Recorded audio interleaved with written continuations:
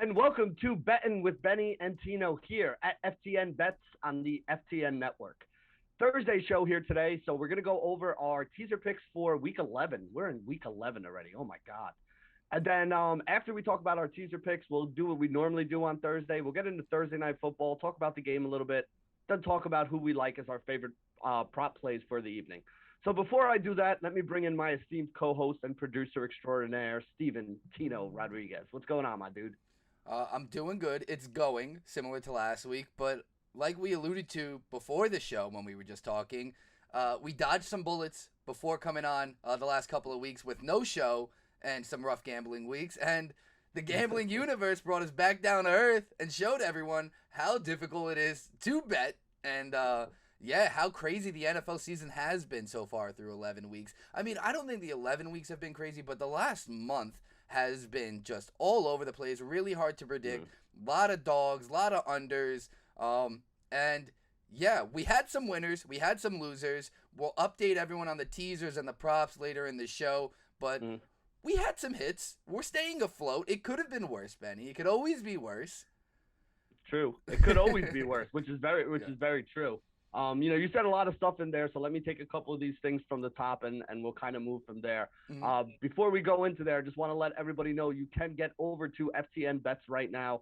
The monthly package has been lowered to $49.99. You use that promo code Benny that's streaming along the bottom of the screen. You can save 20% off on any package as well. It's about as cheap as you guys are going to get it here for the rest of the NFL season. And it does include all the other sports we have going on right now, including NBA, NHL, MMA, tennis.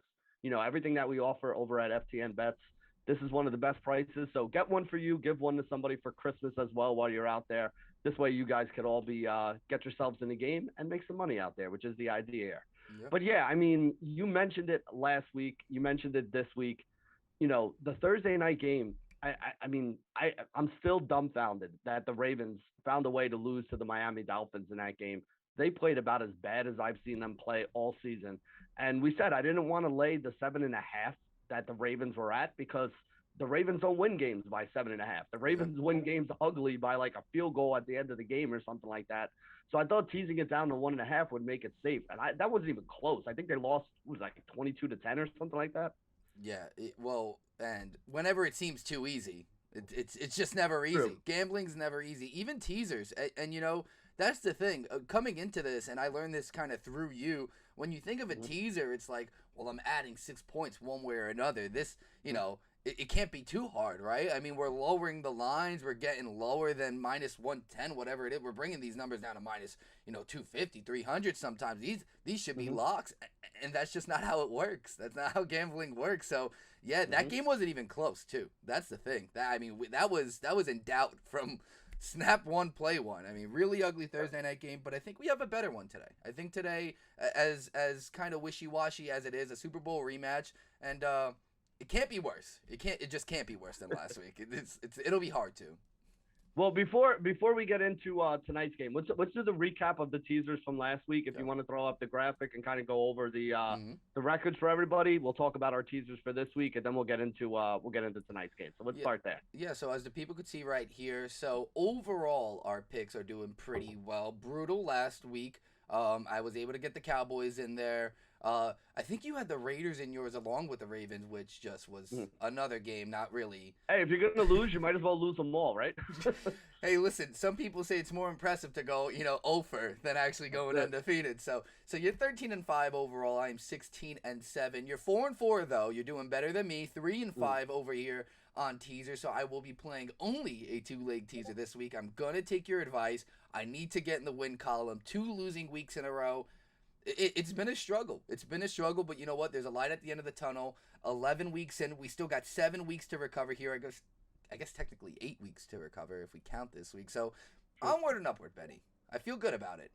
Yeah. And again, we talk about it too. Remember, if you're playing these teasers, the best place to play them if you got the legal books in the United States at this point.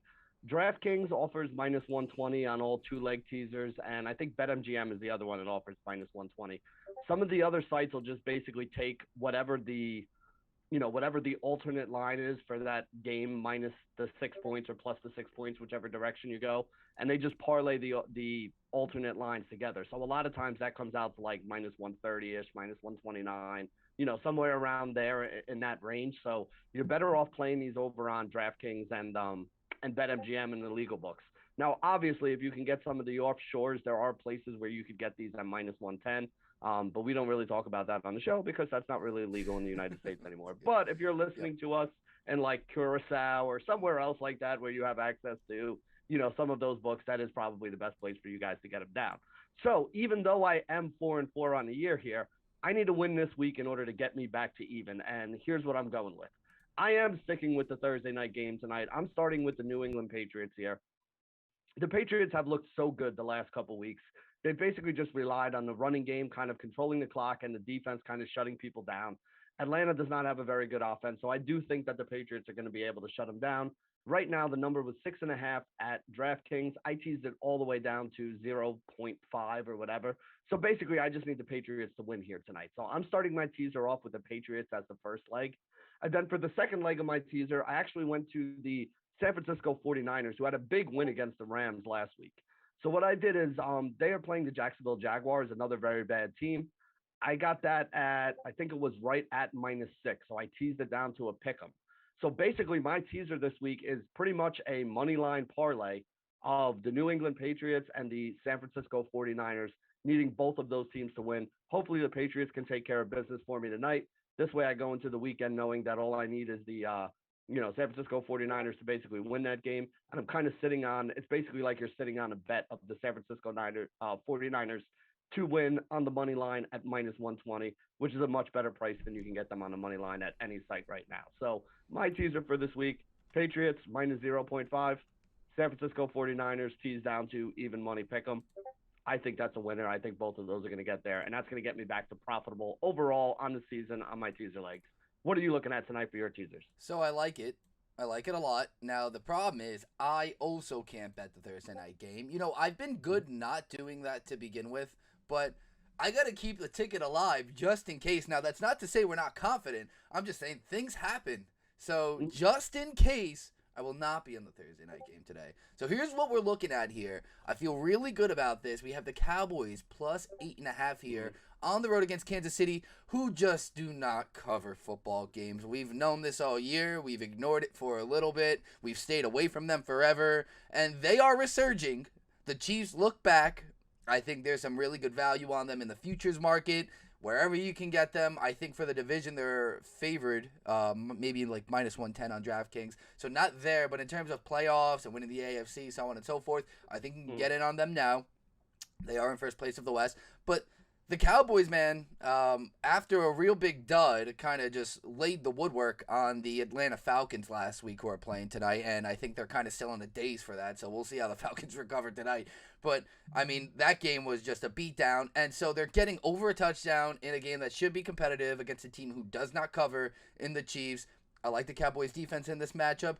Heck, I mean, the Cowboys could win outright. They could. I'm on the Chiefs side of this. I wouldn't touch the spread. I mean, it's close. The line's down to 1.5 or 2.5. I saw it at 1.5 at one point in time. We'll see where it goes. Point being, I'm playing the Cowboys 8.5. Maybe we get a middle and I play both sides. But my second leg here, and I never bet them, and I'm wearing the hat just because of it, is the New York Giants. Plus 17. 11 points is way too much. Now, we talk about key numbers. I know 17 isn't exactly a key number we talk about, but that's a 3-possession game. That's 2 touchdowns and a field goal. Here's a fun fact. Daniel Jones, undefeated in Tampa Bay, 1-0. Did anyone know that? No. Daniel Jones, undefeated against the spread against Tampa Bay in his career, 2-0. They lost by 2 points on a 2-point conversion against Tampa at home last week coming off a bye. I really like the Giants coming off a bye here to not win. Let's not gas this up, but 17 points is 17 points, and I never really play them, but that's a disrespectful number. I know the books are at 11, so that's equally disrespectful, but not as aggressive. But 17, if I can get that in a teaser with the team coming off a bye and going against a team who just lost on the road to the Washington football team, yeah, I feel good. I feel good about it. Yeah, and I mean, listen, it's not like 17 isn't a key number. It's just it's not a number that comes up very often because not there aren't a lot of games that actually, turn into that big of a blowout where a team wins by 17. But, you do the math, that's 2 touchdowns and a field goal, or like you said, it's more than, 2 touchdowns and the extra points as well. So that is a lot of points right there to have on your side here. I don't think the Giants can win this game either, but can they keep it within 17? For the sake of you and your bet and your sanity as a Giants fan, I'm going to say I Look, hope so. and Benny, fun facts too. I didn't throw it in there, but for what it's worth, the Bucks not good against the spread either. I think they're 3-6, bottom 5, Yep. bottom 6 in the league. The Giants actually relatively good against the spread, 5-4. I think that's the top quarter of the team. Top quarter of the league, top 5 or 10-ish. So yeah, I mean, listen, playing numbers, it's not really too much of a heart disrespect pick, even though it is. There is some sharpness behind it. I just think it's too many points for a team who just can't really blow teams out. Yeah, I mean, I talked about that, Giants, that Giants game this weekend, and I talked about the Tampa Bay, record 3-6 against against the spread as well. They're just them and the Chiefs, the two teams that were in the Super Bowl last year. The bettors in the books give them so much credit that they just haven't been that good against the spread. So if you're a bettor and you're betting on those teams, the public, the uninformed Joe Q public is the ones who are really pounding those teams right now. Mm-hmm. The smart sports bettors out there know that these have not been profitable teams to bet on. That's why we keep betting on Dallas, because Dallas has been one of those very profitable teams to bet on against the spread. And the Packers. And the Packers, yes. Well, other than that first game, and then the game, obviously, when Aaron Rodgers decided, to get COVID and the lie about getting his shot and all that stuff. Other than that, though, they've covered and won in every other game that they played this year, including last week against Seattle, where they shut them out 17-0, which was good for me because I did have Green Bay straight up to win that game, so I was happy about that. All right, so let's go on and talk about tonight. We got the New England Patriots and the Atlanta Falcons. What's this number sitting at right now? Is it still at 5.5? Is that what you saw? It's at 6.5. So in your teaser piece to get this, go over at DraftKings to get the number. It's at 6.5. So it brought it down to 0.5 for you. But over under is at 47. Show it on the screen here at DraftKings minus 300 plus 235 on the money lines. I mean, looking at this game, right? You think another kind of no brainer. We think the Patriots should win this, right?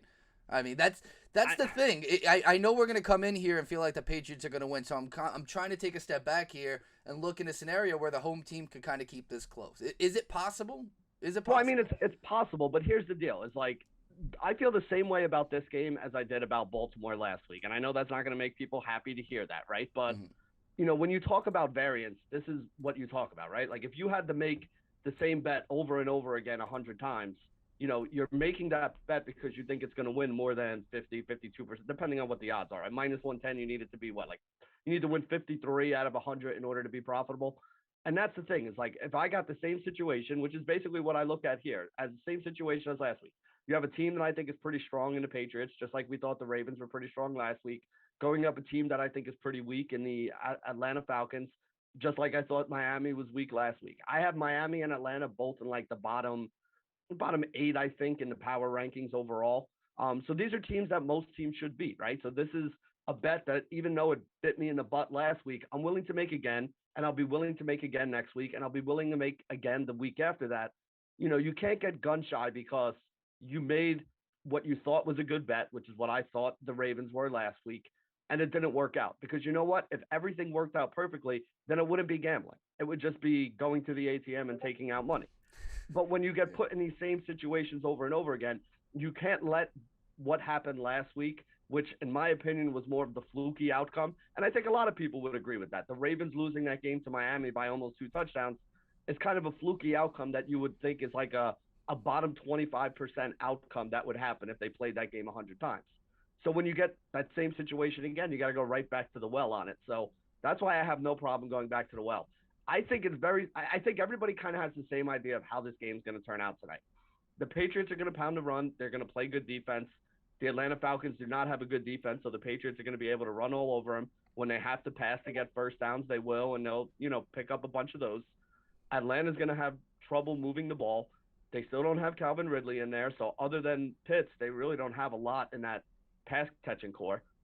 Cordero Patterson, who's probably, I don't even say probably, who has been their best player so far this year, is way less than 100%. They're going to be using guys like Mike Davis and Wayne Gallman as their running backs here tonight. I don't see those guys having a lot of success. I just don't see any way that Atlanta can come up with a victory in this game. It just, the way the Patriots are going to play. They're going to take away your favorite weapon. If Cordaro Patterson is less than 100%, that's going to be Kyle Pitts. So unless you get monster games from like Zacchaeus and like Russell Gage and like, Wayne Gallman decides to go nuts and get like 20 carries for 120 yards, or, Mike Davis looks like the Mike Davis last year in that Carolina offense. None of those things are high probability to me. So to me, the Patriots are the side that you want to be on in this game, and that's kind of the way that I'm going with it, and that's why I use them in my teaser. Do you see it any differently? Because I feel like that's the same way everybody sees this game tonight. Well, I gotta make the joke. What are the chances the Falcons go up 28-3 in this game, right? I mean, come on, that would be perfect. What are the chances they hold on after going up 28-3? Not likely. Game, so. Yes, yeah. I mean, so you hinted at it, right? So Cordero Patterson kind of banged up, and I'll allude to it in one of my prop bets. I don't think he should play. They held him out. He played a season low in snaps. I think like 25% of his snaps. It seemed like a high ankle sprain. Sprains are a pain tolerance thing, so we have no idea. If he goes out there and feels great, they tape it up, and the swelling's down, then maybe he could play. But even then, I think he'll be limited, which is kind of why I'm on the Goldman side of things. I mean, hey, cortisone is a hell of a drug, so we'll see. It is, but again, like you said, though, I think even if he does play, the Patriots should have a game plan for him. They'll probably try to eliminate, out of the backfield, so he'll have to beat him straight up as a receiver. But yeah, so the thing with the Patriots, I think it's just funny because for the fans of this show, I kind of ripped the Patriots last week because I took the Browns plus 8.5, and I was saying this is a team that almost lost to the Texans on the road, and like that's the thing, like. I think that it's funny how the NFL works, right? It's so back and forth, and right now, if you look at the MVP and Super Bowl futures, it's really any man's game. If you look at the NFC wildcard, that's kind of why Patterson, I think the Falcons need to play Patterson because, as crazy as it sounds, the Falcons are in the hunt for the NFC wildcard right now, right? And the division's up for grabs, in essence, right? I mean, the Bucs just lost to Washington, so it's like, as soon as we write teams off or kind of crown teams, it kind of flips the switch, and that's the only thing I get worried about with this game because the Patriots, as well as they've been running the ball and playing defense, it's just like we've seen what they kind of do in their letdown spots, earlier than the season on the road especially. So I'm on the Patriots. I'm just a little reserved here that I feel like this game might shake out differently than most people expect. Also because, like, you got a veteran quarterback in Matt Ryan with some experience. Obviously, probably hasn't let go of that Super Bowl game.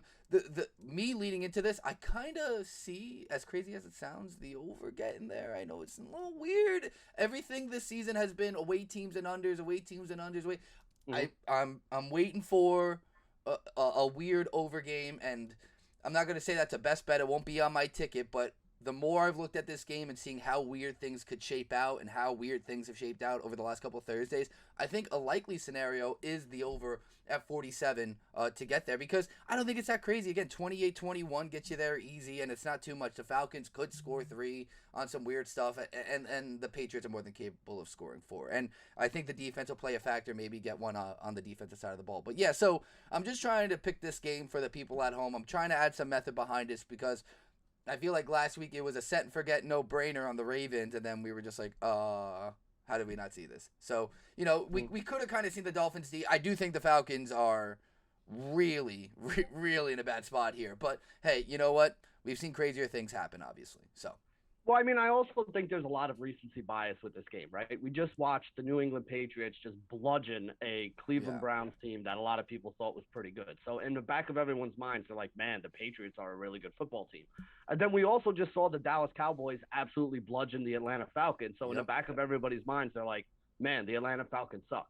The Falcons are not as bad as the showing they had last week. The Patriots are not as good as the showing they had last week.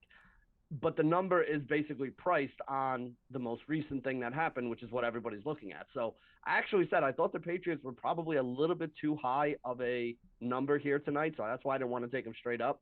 But I do think they're going to win, which is why I teased them down. Yep. So let's get into you want to go over the prop update for where we are on the season right now, and then we'll talk about the props for tonight and get the people out of here. So let's go with the update first. Gladly. So we had a very profitable Thursday last week, but I don't really remember all those picks. So let's talk about the profit you made on the weekend props. And shout out to Jamal Agnew. Whenever you hit a 4-1 anytime score on the only touches he had all game, right? I think he had like 5 targets, no receptions, and he had 5 or 6 targets, but he didn't have a catch. But he had like 3 carries. One of them was the one he took 66 yards to the house to pay this off for it. Yep, and that kind of salvages the ticket there when you put 3 bets out there, and you can hit the 4-1. It gets you profitable, and that's where you are right now, Benny. Plus 11.8 units. Hell of a run prop wise you've been on the last couple of weeks. I know you had a good Thursday yourself as well. 11-2 now, 1 game under 500 here, or 1 pick under 500 here. I am 14-20 plus 25.6. And although we struggled on the weekend, I have been making my pay dirt on Thursday night, and we're looking to do that too. But why don't you get us started on Thursday night? Why don't you list some picks here for us, and I could start doing some work on the other end of things here with the props. Sounds good to me. Yeah. All right, so I have 3 that I'm going in with the props for tonight, and the first one is a price play where I just think BetMGM hung a bad number up here, and that is Damien Harris plus 105 anytime touchdown. They also have Ramondre Stevenson at plus 100 anytime touchdown, which is strange to me because those are the best 2 prices that I could find on either one of those guys on any site, and they both happen to be on the same site at BetMGM. So I guess BetMGM is expecting more of the touchdowns to come by way of the pass this week or something like that. You look at the Damien Harris at, across all the different sites. DraftKings has this at like minus 115, which honestly is probably fair value. That's probably where it should be. FanDuel has this at minus 130 right now. So the fact that we could get this at plus money on BetMGM still, because I just bet it again this morning. I actually put a second unit on it this morning. Plus 105.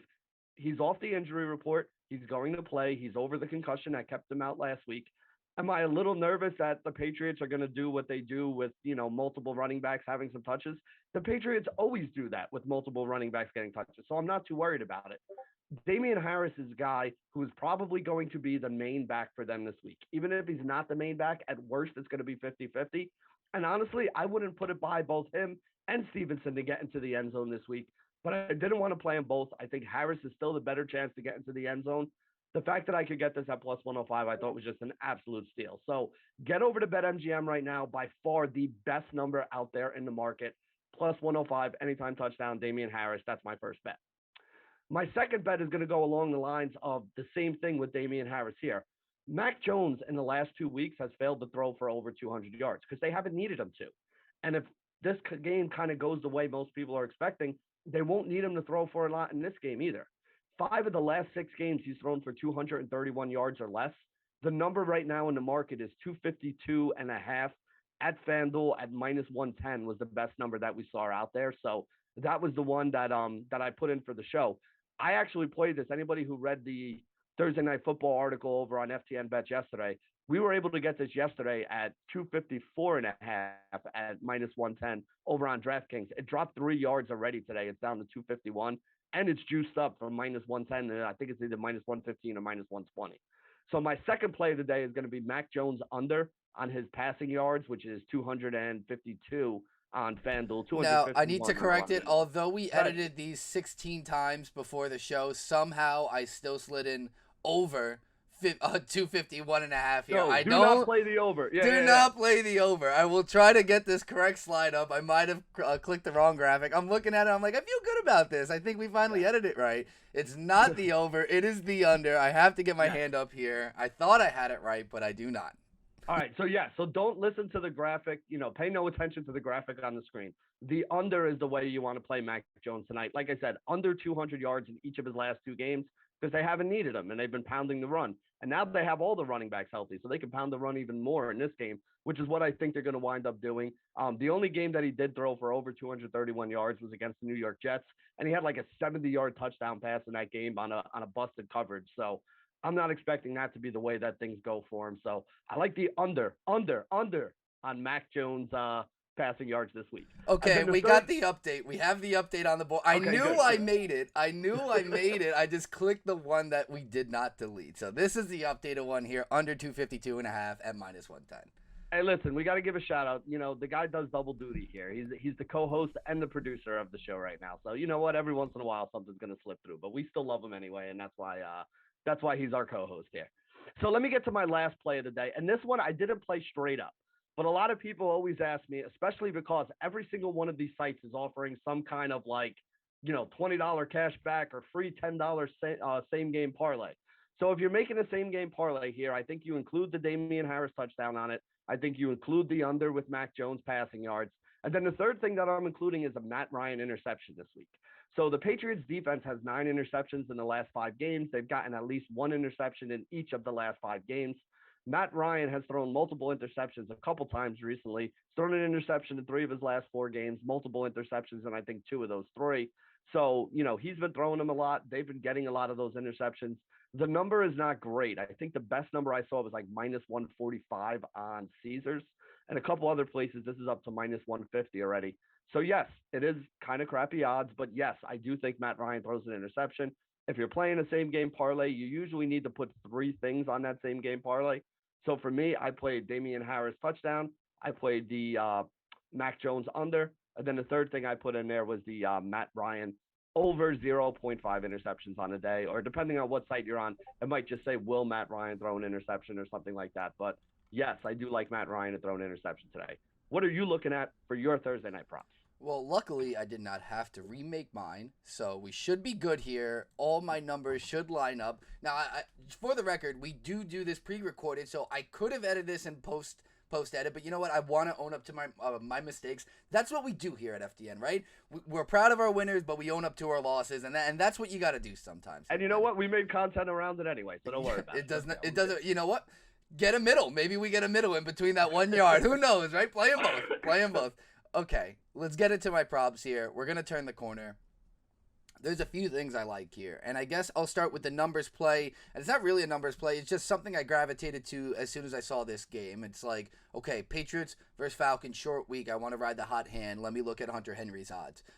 And I think it's weird for me that we've seen a guy, and I talk about this with Jills a lot. Shout out to Jills from Bets TV, Touchdown Town Dog Day Afternoon. We've been on Patriots tight ends since week 1, right? And we've been riding Jonnu and Hunter Henry, and we've started in the plus 300s. Now Hunter Henry, 7 touchdowns in 7 games here, is down to plus 120 for an anytime scorer. I didn't play him in fantasy last week. He's tight end 3 in most fantasy formats. I don't even know why I didn't play him in some of these formats. I started Dan Arnold, who's been getting the target share there, which made sense to me, and he ended up doing okay. But anyways, I figured the touchdown regression has to come eventually, right? Has to come eventually. So I'm looking at those odds, and plus 120 on a guy who's already scored 7 and 7 just wasn't it for me. So I did want to get in on Hunter Henry, so I looked over at his reception odds, and same price here, plus 120 for over 3.5 receptions. Now, the issue here is he's only done this 4 times out of 10 games this season, which kind of is worrisome. But he did this last game, 4 catches on 4 receptions. He had 2 touchdowns, which is ridiculous.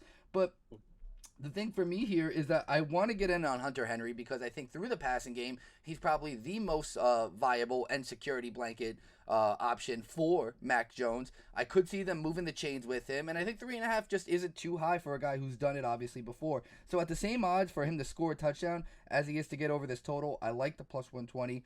Here's something I'm going to ride with though, and I told you this in the green room. This might be my best bet. I don't know if he's going to be able to do it again, but Kendrick Bourne, plus 225, Benny. This guy's growing on me, and it's scaring me. It's actually scaring me a lot. I told you my justification on this is that someone in this receiver room for the Patriots has to score touchdowns. And before last week, Jacoby Myers didn't score a touchdown, and he barely got that one last week. That was in garbage run. So Kendrick Bourne here at plus 225, nearly 100 yards last week. He's done that twice. I think he had 98 last week, 96 in a game earlier this season. 4 or more targets in 4 straight games. He has 3 touchdowns on the year. I think you alluded to it before. It seems like they think a lot of the work is going to be done in the passing game, maybe why the running back lines are the way they are on DraftKings. And if that's the case, if anyone's going to score and it's not Hunter Henry, I feel like it's got to be Kendrick Bourne here. N'Keal Harry doesn't exist. Jacoby Myers doesn't score touchdowns. And, I like what Kendrick Bourne has put together quietly this season. He's someone I got for free in Dynasty in a lot of league formats, and I'm kind of rooting for this guy in the back end here. Maybe Mac Jones found his guy. So plus 225, Kendrick Bourne. And then a guy I'm going with because I think the odds would drastically change if Cordero Patterson's game time decision does not check out is Wayne Gallman. Wayne Gallman at 3-1 here. You know me. I love to live here in positive odd bets here on props. I'm not looking for anything minus whatever. So at plus 300, 3-1 here on a guy who got 15 carries last week. Mike Davis is being worked out of this offense, whether Cordero Patterson was hurt or not. Wayne Gallman is someone going into this year, before everyone was on the hype train for Cordero Patterson. When Gallman got released from the 49ers, they thought he would get work, and it seems like he's finally getting that. So if you can tell me he's getting 15 to 20 carries in an offense that has to try to run a ball against the Patriots, because I feel like that's a very viable way to attack them, to fall into the end zone at plus 300. I mean, the guy also got work in the receiving game. Again, if Patterson's out, someone's got to make up for it. And again, Mike Davis is not getting that. He had 2 targets last week. He had a reception for 21 yards.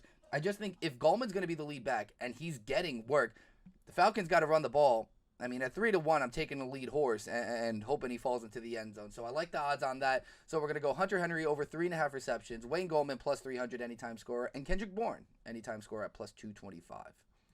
I like it. I like it. Yeah, and I agree with you on the Gallman thing right now. You know, when we talk about the running backs don't matter thing, just remember how good Mike Davis looked in that Carolina offense last year that was tailored to Christian McCaffrey when he was able to get there. And then look at how bad Mike Davis has looked this year in the Atlanta offense. So it has a lot more to do for a running back with who your offensive line is and what the scheme is and things like that.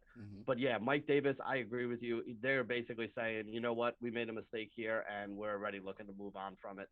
Wayne Gallman, the better Wayne Gallman is actually a higher price on the showdown slates on DraftKings for today too. So all around, I think everybody thinks that this is a Wayne Gallman kind of game. So I like that plus 300 there. And it's interesting, Benny, not to cut you off, but Mike Davis is like plus 180, I think, on DraftKings anytime score. So Mike Davis is? Yeah, he's significantly higher. Yeah. So. Yeah, I would agree with you here that Gallman is the one that you kind of want to be on at this point.